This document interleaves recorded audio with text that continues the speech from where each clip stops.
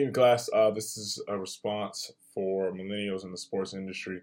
Um, an example of this, because it does happen, I think, in coaching as well, but especially at APU, we have a couple. I mean, some of our generations are a little different, but for sure, one that example that kind of comes up a lot is with Coach Slater.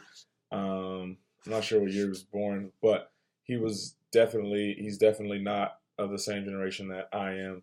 And when it comes to technology and kind of a lot of little different things that we do, you know, you kind of have to accommodate for him.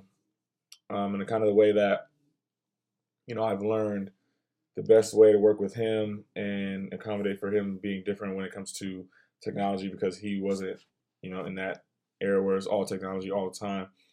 Is kind of just explain things to him kind of ahead of time. Kind of like, oh, we're gonna be doing something on, maybe it was either like Huddle or the video source for our film. It's kind of go through it with him step by step and give him all this, because he wants to see all the options. He wants to see like how everything works.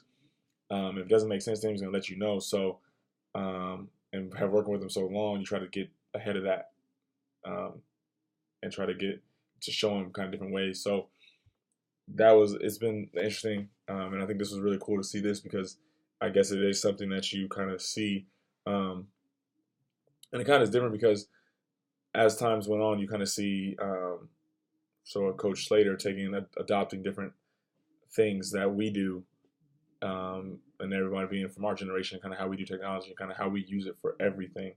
He still wants to do a whole bunch of stuff on the board when it comes to writing things out for guys, and a lot of us coaches want to just say, hey, let's send it to him, this way, let's put it on a doc, like a doc, or let's make a presentation for it. And he's like, in his mind, it's easier to do it that way on the board.